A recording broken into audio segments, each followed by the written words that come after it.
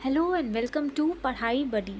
तो जैसा कि हमने इंट्रोडक्टरी वीडियो में देखा था कि हम मॉडर्न इंडियन हिस्ट्री की शुरुआत करने वाले हैं, जिसमें हम इंडियन नेशनल मूवमेंट को पढ़ेंगे और उसको हमने चार पार्ट में डिवाइड किया था, 4 मूवमेंट के आधार पर। तो आज हम उसका पहला पार्ट पढ़ेंगे जो कि है स्वदेशी मूवमेंट। तो चलिए स्टार्ट करते हैं इसको।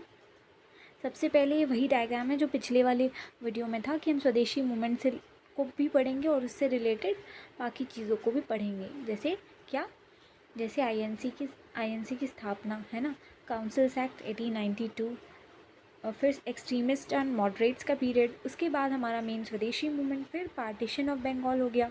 उसके बाद मॉडले मिंटो रिफॉर्म्स हुए 1909 में। फिर रिवॉल्यूशनरी एक्टिविटीज़ फेज़ 1 की भी चलती रहीं इस दौरान, और होम रूल लीग मूवमेंट चला 1960 में। उसके बाद लखनऊ पैक्ट हो गया।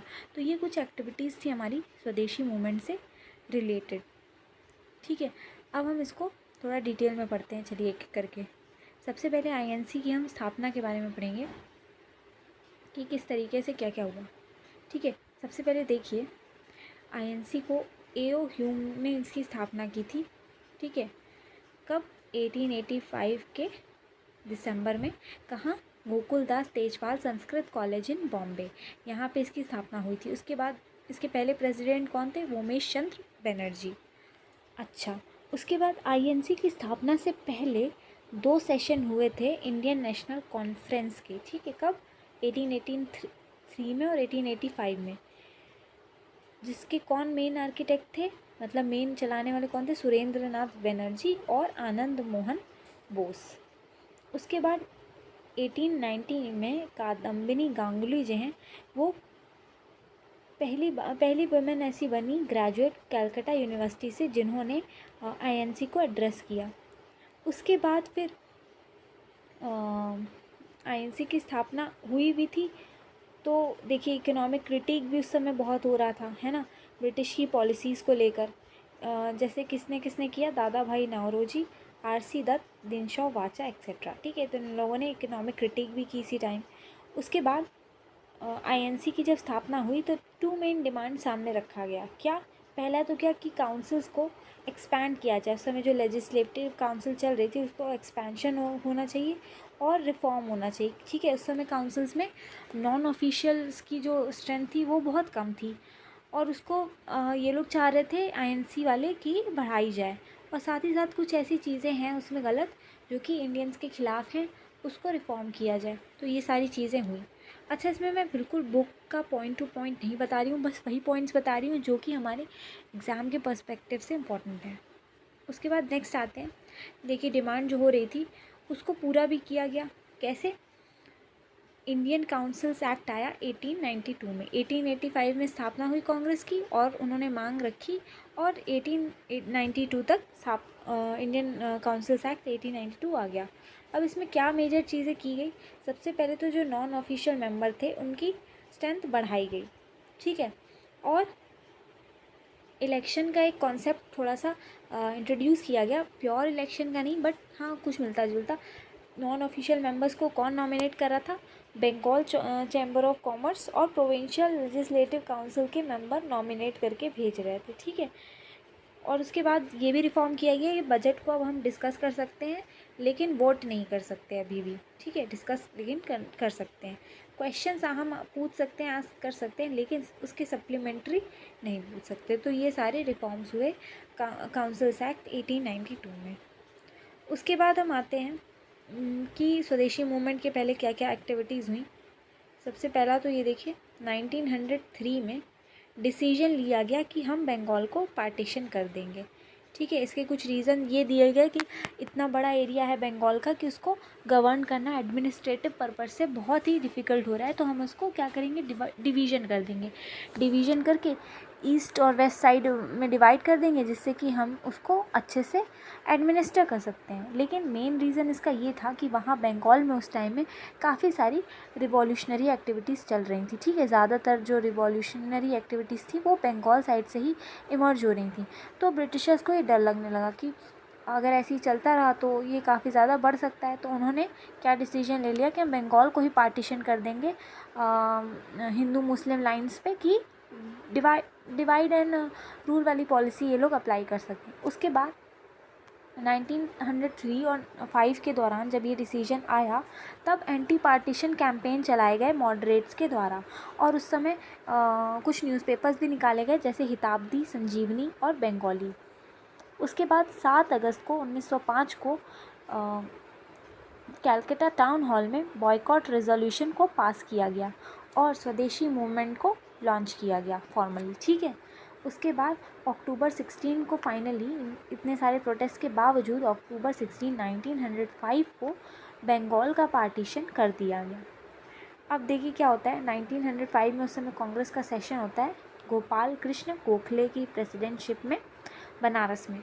उसमें इसको कंडेम किया जाता है, पार्टीशन जो हो गया है उसका बहिष्कार किया जाता है और एंटी पार्टीशन और स्वदेशी मूवमेंट को और बढ़ावा दिया जाता है, सपोर्ट दिया जाता है, ठीक है।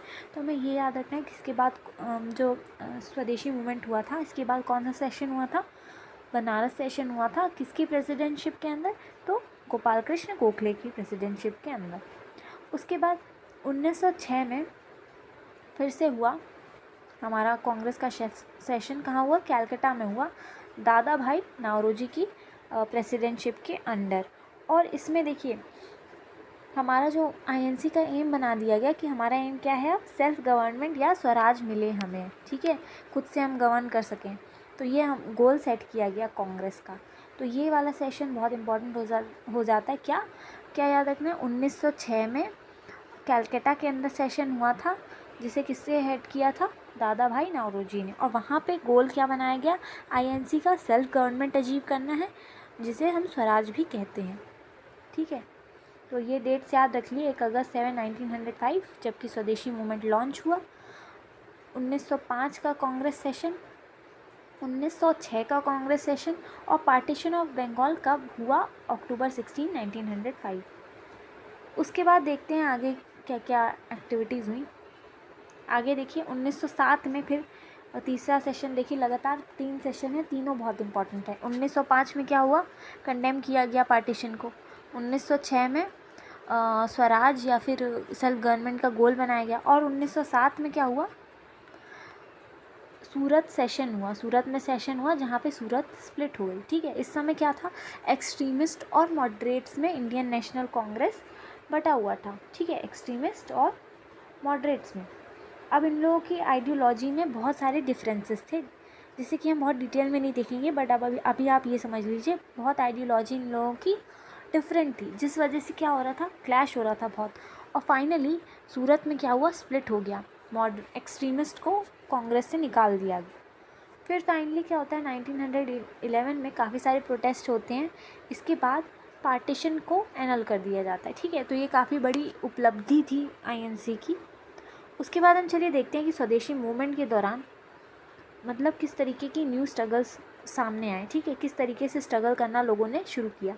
सबसे पहले तो उस समय से फॉरेन गुड्स का बहिष्कार यानी कि बॉयकॉट करना स्टार्ट हुआ, पब्लिक मीटिंग की गई, प्रोसेशंस की गई बहुत, और कॉर्प्स ऑफ वॉलंटियर्स बनाए गए, ठीक है, काफ़ी सारे वॉलंटियर्स को इकट्ठा करके उनका एक ऑर्गेनाइजेशन या फिर मतलब यूनियन टाइप का बनाया गया, जैसे स्वदेश बंधप समिति अश्विनी कुमार दत्ता ने बनाई थी, ठीक है। तो इसको याद रखना है हमें, स्वदेश बंधप समिति बाई अश्विनी कुमार दत्ता।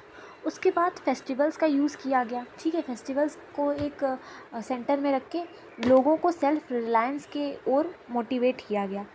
उसके बाद स्वदेशी या फिर नेशनल एजुकेशन पे जोर दिया गया। इसी के क्रम में बंगाल नेशनल कांग्रेस की कॉलेज की स्थापना हुई, बंगाल नेशनल कॉलेज, जिसके प्रेसिडेंट कौन बने, औरोबिंदो घोष, ठीक है। नेशनल एजुकेशन पे जोर दिया गया और कौन बने, औरोबिंदो। उसके बाद नेशनल काउंसिल ऑफ एजुकेशन भी सेटअप हुआ अगस्त 15, 1906 में ही, ठीक है। उसमें क्या हुआ, स्वदेशी इंटरप्राइजेज पे भी जोर दिया गया। फिर कुछ गीत लिखे गए, जैसे क्या, अमार सोनार बांग्ला बाई रविंद्रनाथ टैगोर और स्वदेश गीतम बाई सुब्रमण्या भारती। उसके बाद 1909 में क्या हुआ, तिलक को, बाल गंगाधर तिलक को अरेस्ट कर लिया गया। क्यों, सेडिशन के चार्ज पे, क्योंकि उन्होंने केसरी में कुछ ऐसी बातें लिखी थी जो ब्रिटिशर्स को अच्छी नहीं लगी।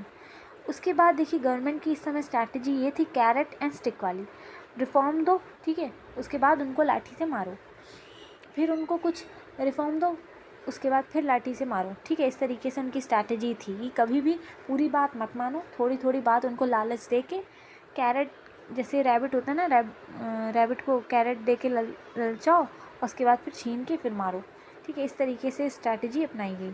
तो ये हमें याद रखना है, इंपॉर्टेंट चीज़ें इसमें से, ठीक है। ये याद रखना है कि ये जैसे कि अमार सोनार बांग्ला स्वदेश गीतम, ये सब हमें याद रखना है। चलिए नेक्स्ट आते हैं।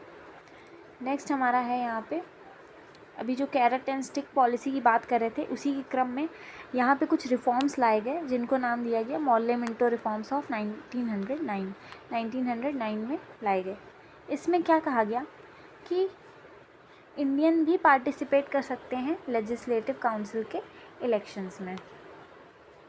यहाँ पे जो है इलेक्शंस का कॉन्सेप्ट लाया गया पहली बार। अभी जो मैंने पीछे थोड़ी सी मिस्टेक हो गई थी, जो मैंने इंडियन काउंसिल्स एक्ट में बताया कि इलेक्शन का कॉन्सेप्ट लाया गया, वो सही नहीं है। यहाँ पे लाया गया 1909 के रिफॉर्म्स में, तो आप प्लीज़ इसको करेक्ट कर लीजिए, ठीक है। उसके बाद क्या आया कि सेपरेट इलेक्टोरेट आया मुस्लिम्स के लिए। ये सबसे इम्पॉर्टेंट पॉइंट है इस रिफॉर्म का कि मुस्लिम्स को सेपरेट इलेक्टोरेट दिया गया। उसके बाद फिर क्या है कि नॉन ऑफिशियल मेजॉरिटी लाई गई इम्पीरियल और प्रोविंशियल लेजिस्लेटिव काउंसिल में, ठीक है। अब ये मतलब ये लाया गया कि जो नॉन ऑफिशियल मेंबर्स हैं उनको मेजॉरिटी दी जाए, लेकिन अभी भी इनकी जो स्ट्रेंथ थी वो कम थी और ये माइनॉरिटी में ही थे। और उसके बाद इलेक्टेड मेंबर्स जो हैं उनको भी इनडायरेक्टली इलेक्ट किया जाएगा, ठीक है। अभी भी नॉन ऑफिशियल्स में ये तो आया कि इलेक्शन का कॉन्सेप्ट, लेकिन अभी भी इनडायरेक्ट इलेक्शन होना था, ठीक है। प्रोविंशियल या मतलब अलग से पहले कुछ लोगों को इलेक्ट किया जा रहा है। जो हमारी लोकल बॉडीज़ हैं वो पहले इलेक्टोरल कॉलेज को इलेक्ट करेंगी, फिर वो क्या करेंगे, ये लोकल बॉडी हैं वो क्या करेंगी, इलेक्टोरल कॉलेज को इलेक्ट करेंगी, फिर वो प्रोविंशियल लेजिस्लेचर के मेंबर्स को इलेक्ट करेंगे, फिर ये लोग क्या करेंगे, सेंट्रल लेजिस्लेचर के मेंबर्स को इलेक्ट करेंगे। तो इस तरीके से इनडायरेक्ट इलेक्शन का कॉन्सेप्ट यहाँ पर आया। उसके बाद अब क्या है, लेजिस्लेचर में रिजोल्यूशन भी पास किए जा सकते हैं हम, क्वेश्चंस और उनके साथ साथ सप्लीमेंट्री भी पूछे जा सकते हैं। अब 1892 में क्या हुआ था, सिर्फ क्वेश्चंस पूछ सकते हैं, सप्लीमेंट्रीज नहीं। अब क्या है, वोट पिछले 1892 में नहीं कर सकते थे, यहाँ पे क्या है, सेपरेट आइटम को अलग अलग करके कर सकते हैं कुछ आइटम को, लेकिन होल बजट में वोट नहीं कर सकते। उसके बाद एक रिफॉर्म इम्पॉर्टेंट ये आया कि वाइस रॉय की जो एग्जीक्यूटिव काउंसिल थी उसमें एक इंडियन को अलाउ किया गया मेंबर के तौर पे, और फर्स्ट मेंबर कौन बने, सत्येंद्र नाथ सिन्हा 1909 में, ठीक है। इस तरीके से हमने मॉर्ले मिंटो रिफॉर्म्स देखे, इसके इम्पॉर्टेंट पॉइंट आप लोग ध्यान में रखिएगा। उसके बाद हम आते हैं रिवॉल्यूशनरी एक्टिविटीज़ इस दौरान जो हो रही थी उन पे, ठीक है। सबसे पहले देखिए बंगाल में कौन कौन सी रिवॉल्यूशनरी एक्टिविटीज़ हो रही थी। 1902 में 1902 में मिदनापुर में जनेंद्र नाथ बासु के अंडर में क्या हुआ, एक रिवॉल्यूशनरी ग्रुप सबसे पहले ऑर्गेनाइज किया गया 1902 में। उसके बाद कैलकाटा में प्रमोता मित्तर के द्वारा अनुशीलन समिति का गठन किया गया उसी 1902 में, ठीक है। और उसमें कौन कौन शामिल था, जतीन्द्र नाथ बनर्जी, बरिंद्र कुमार घोष और अदर्स, ठीक है। लेकिन ये 1907 और 8 तक ये इनसिग्निफिकेंट रहा इनकी एक्टिविटीज़। उसके बाद इसी बीच कुछ जैसे न्यूज़पेपर वगैरह पब्लिश किए गए, जिसमें से कि एक वीकली था 1906 में युगांतर, जिसे किसने पब्लिश किया था, बरिंद्र कुमार घोष और भूपेंद्र नाथ दत्ता ने।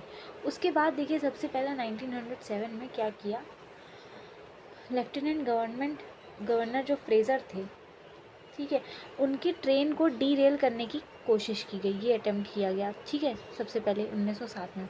उसके बाद 1908 में जज थे किंग्सफोर्ड, उनके कैरेज में बॉम्ब डाला गया प्रफुल्ल चाकी और खुदीराम बोस के द्वारा, ठीक है। और प्रफुल्ल चाकी ने अपने आप को गोली से उड़ा दिया और खुदीराम बोस को फांसी की सज़ा सुनाई गई, उनको फांसी लगा दिया गया। उसके बाद हमारा क्या होता है, अलीपुर कॉन्स्पिरेसी केस होता है, जिसे हम मानिक टोला बॉम्ब कॉन्स्पिरेसी केस भी कहते हैं। इसमें सारे अनुशीलन ग्रुप को अरेस्ट कर लिया गया, including Ghosh brothers, Aurobindo and Varindra Kumar Ghosh. उसके बाद हमारी 1908 में होती है हमारी बर्रा डकॉइटी, ठीक है। वो डक्का अनुशीलन कंडक्ट कराता है अंडर पुलिन दास। फिर 1912 में रैश बिहारी बोस और सचिन सान्याल क्या करते हैं, बॉम्ब अटैक करते हैं वाइस रॉय हार्डिंज पर, जब वो दिल्ली आ रहे होते हैं, ठीक है। दिल्ली में उनकी एंट्री होने वाली रहती है। तो इस कॉन्स्पिरेसी को नाम दिया गया दिल्ली कॉन्स्पिरेसी ट्रायल, ठीक है। तो ये कुछ इम्पॉर्टेंट हैं यहाँ से, इसको याद रखना है। उसके बाद फिर एक आया इम्पॉर्टेंट, जिसको हम जिमरमैन प्लान कहते हैं, या जर्मन प्लॉट या टैक्सी कैब।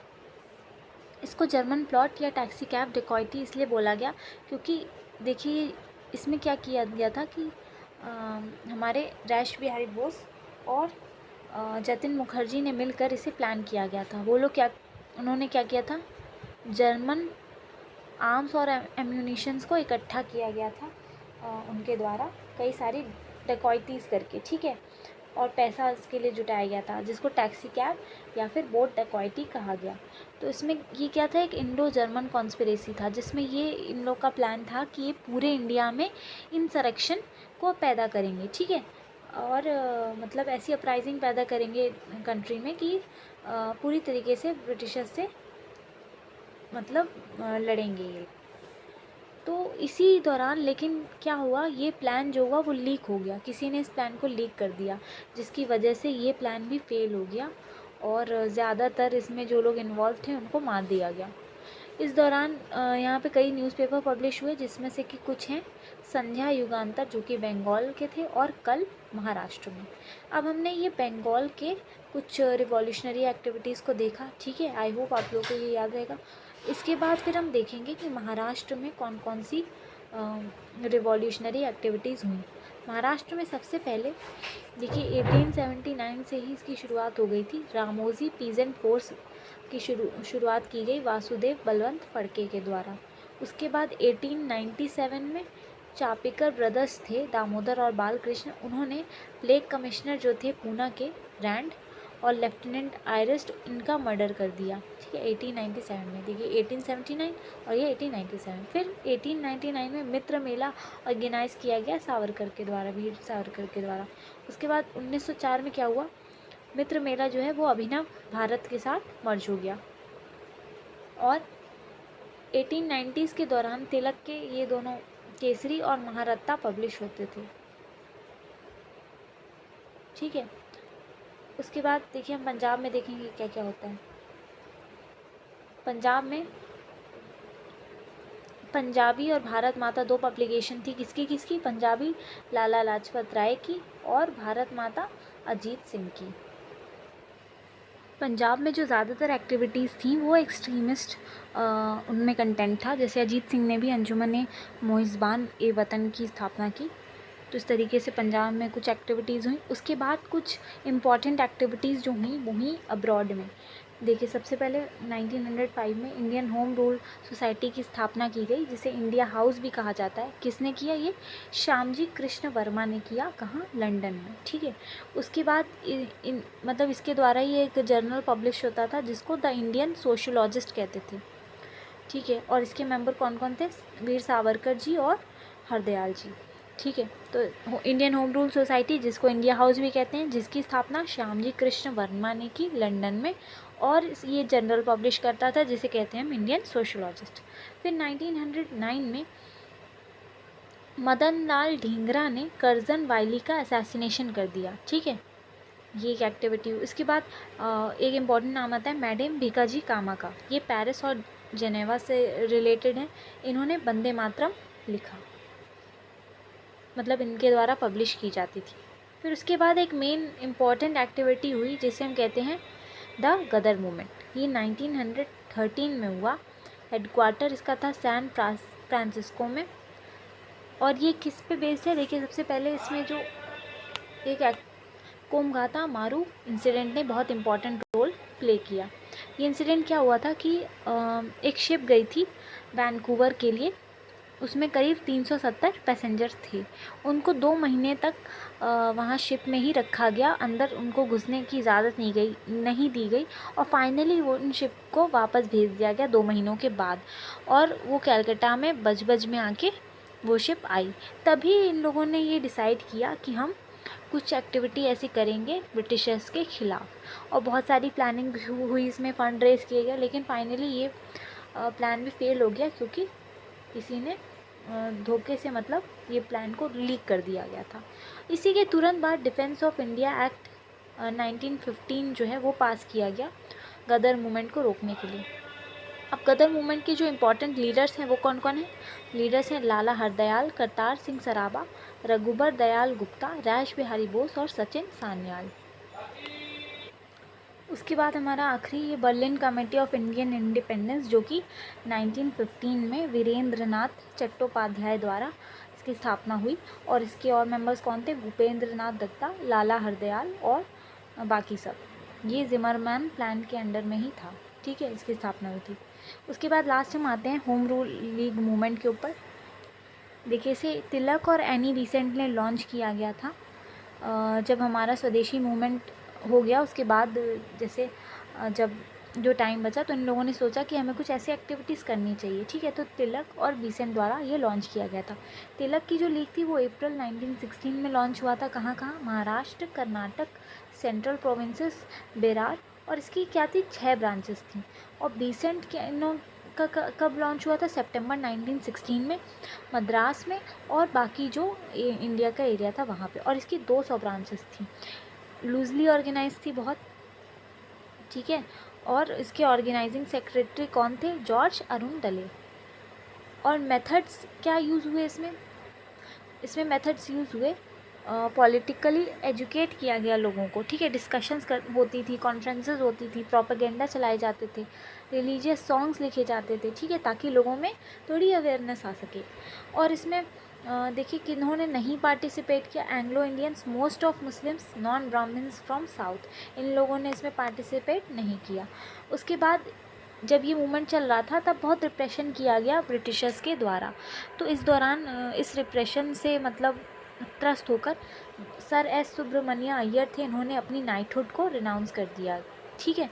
उसके बाद मॉन्टेक का स्टेटमेंट आ गया अगस्त 1970 में, क्योंकि इन लोग की तो ये स्ट्रैटेजी थी कैरेट एंड स्टिक पॉलिसी, पहले रिप्रेशन करो फिर कैरेट का लालच देके फिर स्टिक मारो, ठीक है। तो इस तरीके से जब ये सब एक्टिविटीज़ चल रही थी तो मॉन्टेक का एक स्टेटमेंट आया अगस्त 1917 में कि हम कुछ रिफॉर्म्स लाने वाले हैं।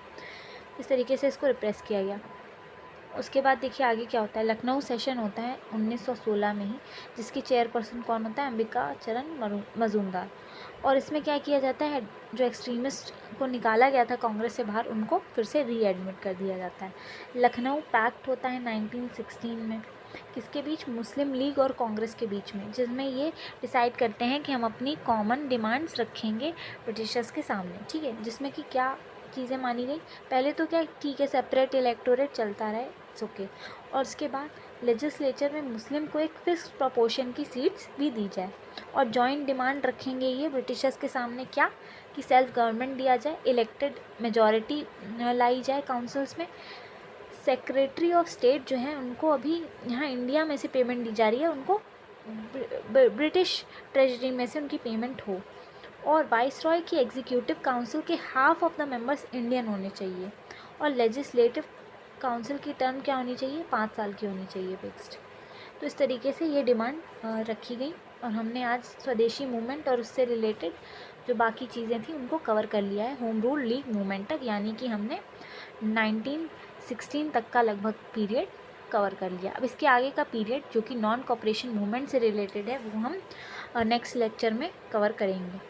एंड आप लोग, आई थिंक इससे ये रिवीजन करने में आपको बहुत इजी फील होगा, ठीक है, क्योंकि इंपॉर्टेंट चीज़ें हमने सारी ही कवर कर ली हैं। तो अगर आपको ये लेक्चर पसंद आया है तो प्लीज़ मेरे चैनल को सब्सक्राइब कर लें और इस वीडियो को लाइक कर दें। और बाकी वीडियो भी आप ज़रूर देखें, एनवायरनमेंट की प्लेलिस्ट भी कंप्लीट है, उसको भी ज़रूर चेकआउट करें। So bye bye and see you in the next video.